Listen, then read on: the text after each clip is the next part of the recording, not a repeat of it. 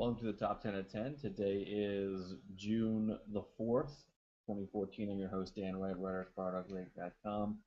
And these are the top 10 stories here.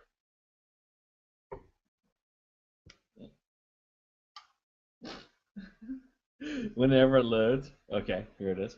Story number 10. I guess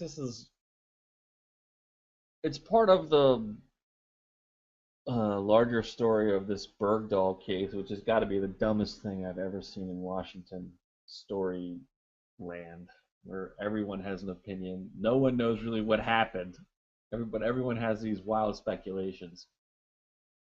So John McCain weighed in, even though he previously, now as this sort of like this awful thing that occurred, even though before he was for it. So Charles Pierce over at Esquire takes him down a peg. I firmly believe that in some very prominent place in his mind, John McCain is in the second year of his second term as President of the United States. He certainly is President of John McCain. I don't know the source of this delusion. In no way is the guy a leader, either of his party or his nation. His only obvious followers are Senators Huckleberry, Butch Me Up from South Carolina, and Kelly Ayotte, the Richelieu of Rye. I suspect it has its origins in his unsuccessful 2000 campaign against George W. Bush. No politician in my memory got better press than McCain did from the national media in those days, including some from, well, me. McCain had so much sunshine blown up his ass that his colon must have looked like Cabo St. Lucas.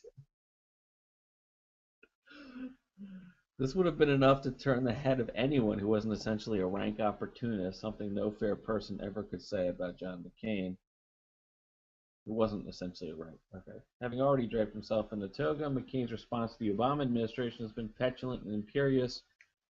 A small boy commanding an army of butterflies, this most recently illustrated in his response to the deal cut by the administration to arrange the release of Bo Bergdahl from captivity. The conservative chorus of opposition to the deal is a lovely harmonic convergence of complete hypocrisy and profound historical amnesia on the always delightful topic of, quote, negotiating with terrorists, unquote.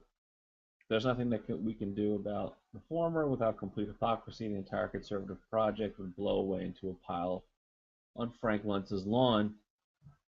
It would be like asking swine not to wallow, but there's certainly something we can do about the latter.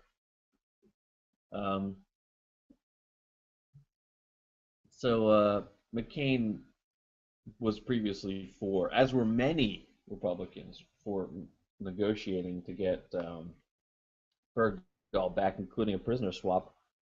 And also, of course, they supported Ronald Reagan, who did trade arms for hostages in the Iran-Contra affair. So I actually think it's gone so far as Oliver North has weighed in on this deal. So it's just crazy. I mean, I'm not really jumping all over this one to cover it. I'm sure other people will. It's just genuinely dumb. Story number 9. This is from Pew. Interesting study here. State public pension investments shift over the past 30 years. As of 2012, the most recent year from which comprehensive data are publicly available, state and local public workers have earned more than $4 trillion in expected benefit payouts, and public pension plans have approximately $3 trillion in assets to make those payouts, leaving a gap of more than $1 trillion between the two. Although governments and employees make contributions to public pensions, investment earnings on the plan's assets are expected to fund about 60% of promised pension benefits. Recent investment performance for public pension funds has been strong. For example, large funds posted returns over 12% in the fiscal year ending in June 2013. Future investment returns, however, are inherently uncertain, and a significant funding gap remains. The way these investments are managed by policymakers and pension plan administrators have significant influence on both the cost and health of our nation's public pension systems. In a bid to boost investment returns, public pension plans in the past several decades have shifted funds away from fixed income investments, such as government and high-quality corporate bonds during the 1980s, In 1990s, plans significantly increased their reliance on stocks, also known as equities, and during the past decade, funds have increasingly turned to alternative investments such as private equity, hedge funds, real estate, and commodities to achieve their targeted investment returns. It is understandable that public pension plans have implemented these changes in asset allocation in order to maximize long-term returns and diversify their investment portfolios. But these changes in investment practice have coincided with an increase in fees as well as uncertainty about the future realized returns, both of which may have significant implications for public pension funds costs and long-term sustainability. In short, increased investments in equities and alternatives could result in greater financial returns, but also increased volatility and the possibility of losses on these assets. Even relatively small differences in returns resulting from the investment performance or fees can have a major effect on the asset values of pension funds. A difference of just 1 percentage point in returns in a single year on $3 trillion equates to $30 billion.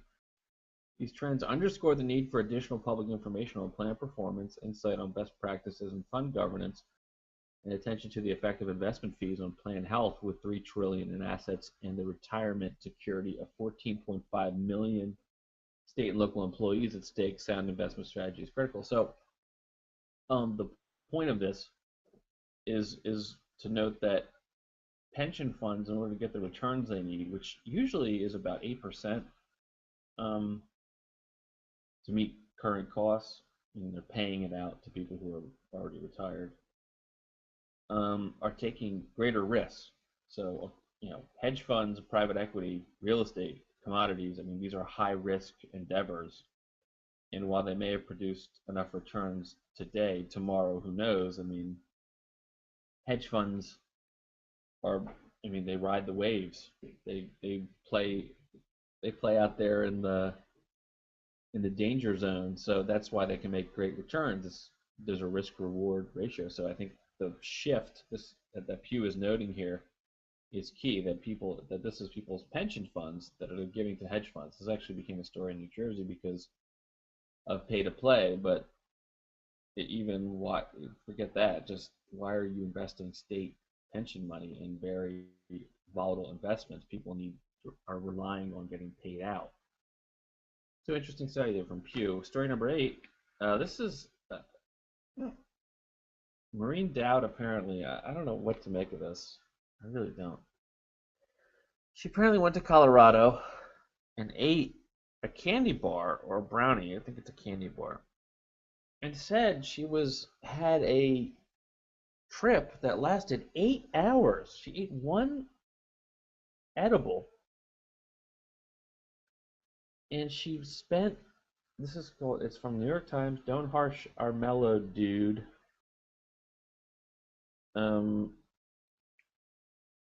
After the first. Okay, so let's see. This is it. All right, I should try a taste of a legal edible pot. What could go wrong? Everything. Not at first. For an hour, I felt nothing.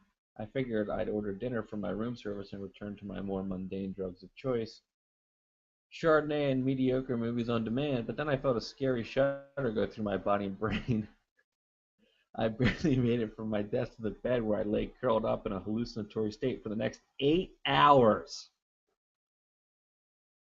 I'm sorry. I mean, I don't know if I question her sincerity, but I don't know what she did. That 8 hours?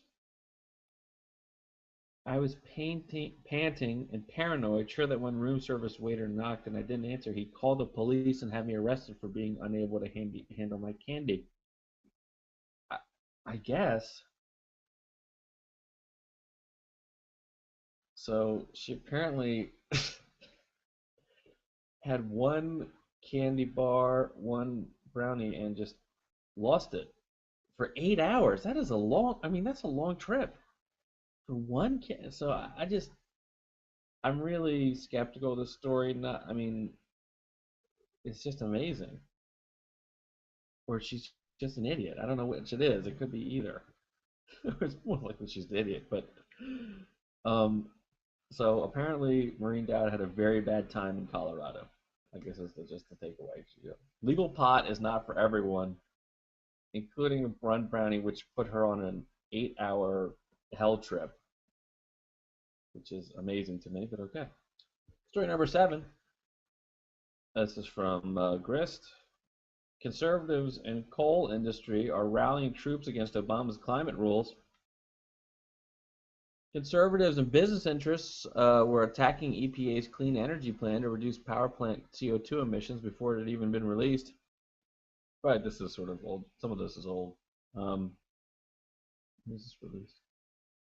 Yeah, 3rd of June. Okay, well, I talked about this a while ago, but the Chamber of Commerce put out a study predicting GDP loss of $50 billion a year, 244,000 jobs. The actual proposal is ready to go after from every possible angle. They will sue to stop it, but courts generally won't hear challenges to regulations until after they've been finalized, which won't happen until June 2015. And that 30% reduction doesn't even happen until 2030. EPA's proposal, by setting modest targets for lower CO2 emissions from power plants, would likely accelerate the shift from coal to natural gas that we've already been experiencing. Rabat says such a switch would endanger the energy supply Americans, she argues, have taken for granted the affordable, reliable electricity provided by coal. I agree. Natural gas isn't going to work in a long time. I mean, it's really nuclear power or solar has to get incredibly more efficient and effective, which isn't going to happen. So that's true. But this isn't like an incredible reduction in coal. That's what they're not. It's a 30%. So it's a 30% by 2030. It's a 30% in 15 years. It doesn't even start till 2015. So I guess they're going to fight this with everything they've got. I don't know if it's going to be much of a big deal. I guess it has to be because this is the coal industry is going to spend everything they can behind Republicans to make this extremely unpleasant for the Obama administration. So I imagine they factored that in when they decided to do it. Story number 6 from the Des Moines Register. Joni Ernst wins Iowa GOP U.S. Senate race. Joni Ernst, who highlighted her ability to shoot guns and castrate hogs to overcome disinterest in a sleepy primary election, dominated the field to become the first female GOP U.S. Senate nominee in Iowa history. The 43-year-old farmer's daughter turned state senator and military commander blew past the 35% necessary to claim victory over her 4 competitors, including retired businessman Mark Jacobs, who tried to overpower the rest of the field by self-funding his campaign with millions from his own wealth. Ernst won with a stunning 56% of the vote. Jacobs fell to a disappointing 3rd. So Iowa, which is in play and part of the overall calculus for who controls the Senate this cycle, has a pretty strong candidate on the Republican side. So here we go. Game on. Story number 5. There's another race. This is from CNN. GOP race down to the wire in Mississippi. I think this is a runoff. Last I heard, it's unclear how Tuesday's GOP Senate race in Mississippi will end, but the race has no doubt been close and ugly in the final stretch, with 87% of the state's precincts reporting as of 11 p.m. Eastern. Senator Chris McDaniel was narrowly ahead of incumbent Thad Cochran, 49.9% to 48.4%. Now, why does that matter? If he doesn't hit 50%, there's a runoff, automatic runoff. And he's right at the cusp, 49.9. And Iowa CNN projects it. Okay, blah. So it's Cochran, 76, is hoping to win a 7th term in Congress. But he faces McDaniel, a 42-year-old conservative challenger with strong Tea Party support. Cochran supporters acknowledge the senator faces an uphill battle, but he's still the best man for the job. There's not any doubt that Cochran is running against the current here. The political environment is perfect to upset a longtime incumbent like Cochran. Henry Barber told CNN. So, very close to Mississippi. I mean, this is still developing. This was, I guess, last updated 2 hours ago, according to this thing. That can't be true. Whatever. Either way, it's either going to be a runoff or McDaniel pulled it out. Um, and so that's that. I mean, I guess we'll find out later. Story number 4. I don't know why this needed to be studied, but okay. Study: most college and university presidents don't want guns on campus. An overwhelming majority of college and university presidents want to keep their campuses gun-free, says a new study from Ball State University. University presidents' perceptions and practice regarding the carrying of concealed handguns on college campuses found that about 95% of respondents opposed allowing concealed handguns on campus, and about 91% cited accidental shootings of fellow students as the greatest disadvantage. Let's give drunk fraternity people guns and see what happens. So, I mean, I don't know how far I have to go into this. I mean, the numbers are overwhelming. Okay, so about 65% of respondents were against allowing concealed handguns. About 98% of the presidents thought students and faculty felt safe on their campuses. Nearly 81% said they did not avoid places around campus out of concern for their safety. Okay, so here we go. So apparently, people do not want the sort of NRA solution of a good guy with a gun. Story number 3. This is from Gawker. Chicago Sun-Times apologizes for insisting Laverne Cox is not a woman. Last week in the Chicago Sun-Times ran an editorial written by the National Review's Kevin D. Williamson titled "Laverne Cox is not a woman," in which he argues the Times' trans cover subject will forever be a man, even if she says she's in fact a woman. Today the story reached its inevitable conclusion. The Sun-Times has pulled the story and apologized. You can read the full post at National Review, which runs vile shit daily and thus is under no real pressure to remove this particular piece of retrograde flailing. Here's the Sun-Times statement. We try to present a range of views on an issue. Not only those views we may agree with, but also those we don't agree with. A recent op-ed piece we ran online that was produced by another publication initially struck it as provocative. Upon further consideration, we concluded the essay did not include some key facts, and this overall tone was not consistent with what we seek to publish. The column failed to acknowledge that the American Medical Association, blah, blah, blah, blah, blah, blah, blah. We have taken the post down and we apologize. What they mean is that they wanted to make the internet outraged, but are sorry that they made the internet a bit more outraged than was politically comfortable. We will all now resume not reading the Chicago Sun-Times. Story number 2. From the Hill, a lifetime ban on lobbying for lawmakers? Now we're talking. Senator Michael Bennet and John Tester on Tuesday introduced legislation to prevent members of Congress from becoming lobbyists after they retire. Current law allows senators to become lobbyists 2 years after leaving office, while House members only have to wait a year. But Bennet and Tester's bill would institute a lifetime ban on lobbying for lawmakers. Oh man, I would love to see a vote on this bill. That'll really tell you who's standing where. Bennett and Tester filed a similar measure as an amendment to the 2012 Stock Act, which bans lawmakers from insider trading, but it was not adopted. And the number 1 story, yours truly, Fire Dog Lake. FCC site crashes after John Oliver's segment on net neutrality.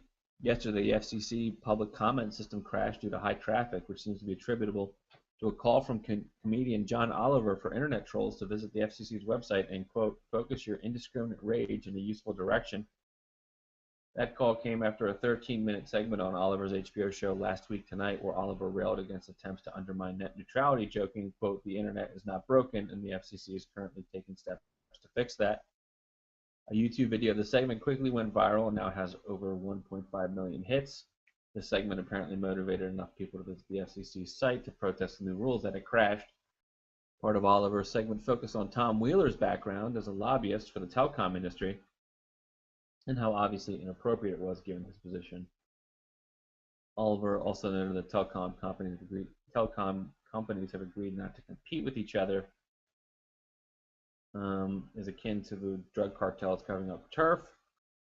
Whether or not the FCC, stacked with telecom hacks, cares about comments, an open question, though the more there are, the harder it will be to ignore. Perhaps some within the bureaucracy want to do the right thing and just need some cover from the public. Or perhaps they are craven but cowardly and will wilt before mass outrage. In either case, take a few minutes to let the FCC know how you feel about wrecking the open internet on fcc.gov/comments. Go ahead. And that is the top 10 of 10. Whoops, got the light. That's the top 10 of 10. Thank you for watching. If you have a story you'd like me to feature, please tweet me at DanSWright, and be sure to read all the stories at FireDogLake.com. See you later.